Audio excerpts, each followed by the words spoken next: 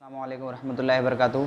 हम लोगों ने है ना पिछले क्लास में साइंस क्या है उस लेसन के बारे में डीपली पढ़ा है कि साइंस किसे कहते हैं, साइंस कौन सी ज़ुबान से लिया गया है, साइंस के मानी क्या है। तो हम लोग पिछली क्लास में उसके बारे में पढ़ा था। उम्मीद करता कि सबको बखूबी इसको समझ में आए। आज हम लोग देखेंगे जानवरों में तौलीद, रिप्रोडक्शन इन एनिमल्स, जानवरों में तौलीद का अमल किस तरह से अंजाम पाता है।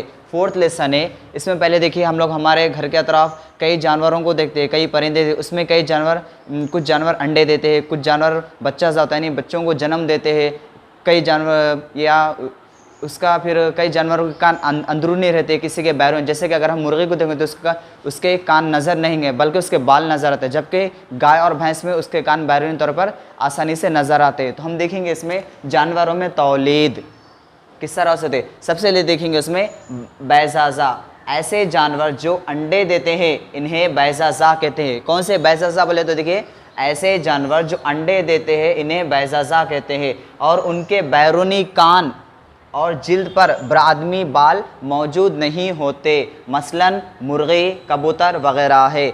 देखिए यहाँ पर मुर्गी और कबूतर क्या है, ये बैज़ाज़ा है, यानी ये लोग अंडे देते हैं, इनके बैरूनी कान नज़र नहीं आते, उनके जिल और बरादमी बाल मौजूद नहीं होते, इन्हें बैज़ाज़ा कहते हैं। उसके बाद देखिए बच्चाज़ा, ऐसे जानवर जो बच्चों को जन्म देते हैं, जैसे गाय, बकरी, बिल्ली वगैरह है। इसकी तारीफ सुनिए आप लोग, बच्चाज़ा, ऐसे जानवर जो बच्चों को जन्म देते हैं इन्हें बच्चाज़ा कहते हैं। और एक बार देखिए ऐसे जानवर जो बच्चों को जन्म देते हैं इन्हें बच्चाज़ा कहते हैं और इनके बैरूनी कान और जिल्द पर बाल मौजूद होते हैं, जबकि बैज़ाज़ा में जिल्द और बरादमी बाल मौजूद नहीं होते।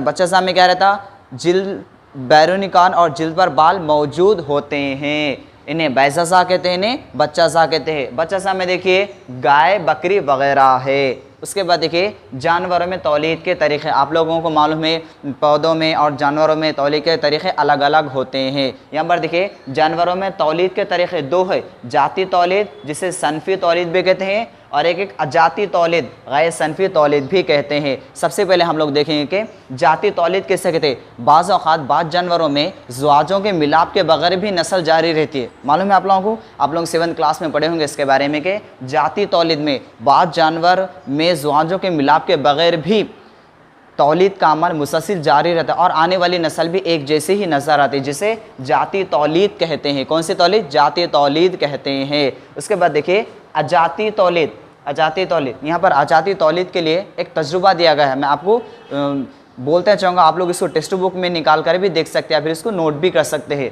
अजाती तौलीद, अजाती तौलीद यहाँ पर कलियाओं का मुशाहिदा, आप लोग टेक्स्ट बुक निकाल कर उसमें कलियाओं का मुशाहिदा देख सकते हैं। नीचे अगर आपको यहाँ डायग्राम नज़र नहीं आ रहा तो आप लोग अपनी अपनी टेक्स्ट बुक में इसको बखूबी देख सकते हैं कि अजाती तौलीद क्या है। अजाती तौलीद में क्या है, अमीबा आता, पैरामेशियम आता, फिर कलिया होता। इसमें देखिए सबसे पहले अगर हम लोग हेड्रा का मुशाहिदा करेंगे तो उसमें चंद उभार नुमा कलियाओं को देखेंगे, इस तरह से वो लोग नज़र आएंगे, इस तरह से वो लोग नज़र आएंगे, चंद उभार नुमा उसके मधार नज़र आएंगे। अगर हम इसको खुर्दबीन पर रखेंगे तो खुर्दबीन पर रखकर इसका मुशाहिदा करेंगे तो हमें इसका आसानी से बखूबी मालूम होगा कि ये लोग किस तरह से नज़र आते हैं ये लोग। इसके अलावा अगर हम इसको खुर्दबीन पे इसका मुशाहिदा करेंगे तो इसके धागा नुमा साख्ते नज़र, कैसा, ऐसे लोग धागा नुमा साख्ते नज़र आते हैं। यहाँ पर आप लोग देखिए धागा नुमा साख्ते नज़र आते हैं,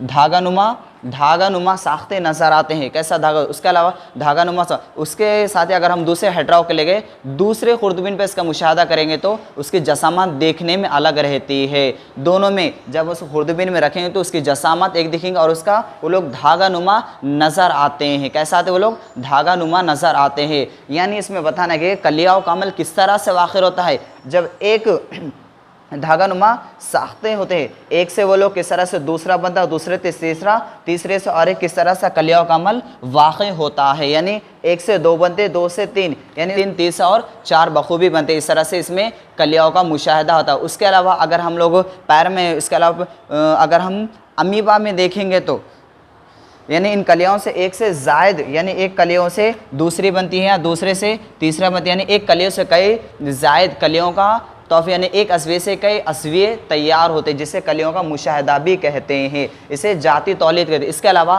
पैरामेशिया में आप लोग देखे होंगे कि पैरामेशिया में अमीबा है। अमीबा क्या है? एक खिर्द अस्विया है। अमीबा के बारे में पढ़ेंगे। अमीबा भी एक खिर्द अस्विया है। अमीबा क्या है? एक खिर्द अस्विया है। ये साफ़ पानी में रहता है।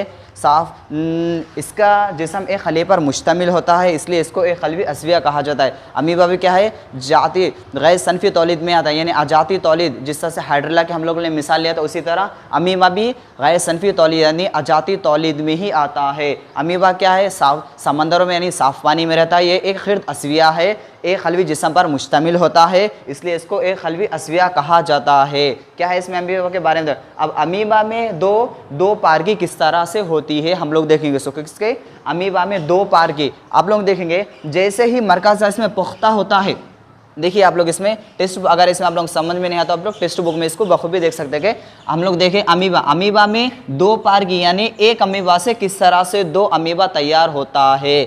देखिए, एक जब मरकज़ा पुख्ता होता है तो पुख्ता होकर इसमें तकसीम का अमल शुरू हो जाता है। कैसा?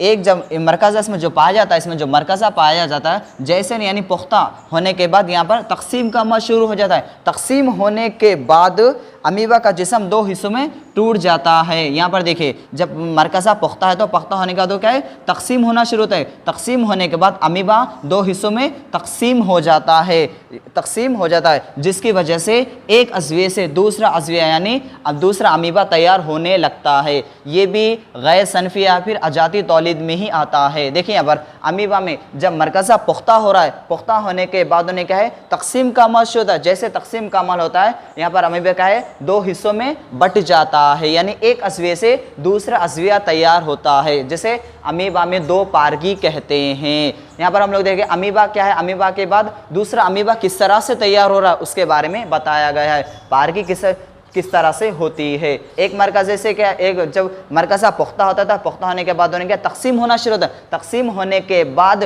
उन्हें क्या है? दो हिस्सों में बट जाता है, यानी एक अस्विये से दूसरा अस्विया तैयार होता है, यानी फिर से एक नया अमीबा तैयार होता है, जिसे अमीबा में दो पारगी कहते हैं। हम लोगों ने देखा क्या? जानवरों में तौलीद।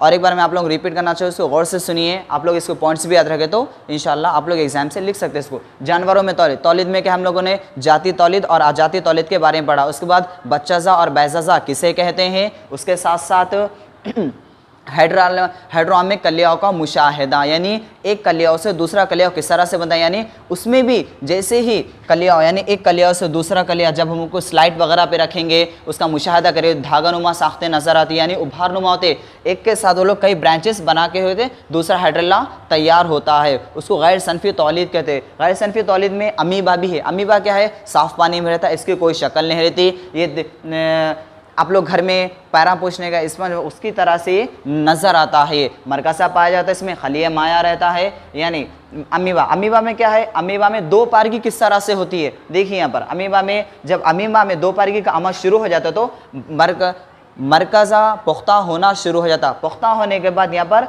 तकसीम का अमल शुरू हो जाता है। जैसे यहाँ पर तकसीम का अमल शुरू हो जाता है, अमीबा का जिस्म दो हिस्सों में बट जाना शुरू हो जाता है। अमीबा का जिस्म दो हिस्सों में बटना शुरू हो जाता है। आप लोग इसको किताब में देख सकते हैं। अमीबा का जिस्म दो हिस्सों में तकसीम होना शुरू हो जाता है, यानी एक अस्विये से दूसरा अस्विया तैयार होता है, जिसे दो पारगी कहते हैं।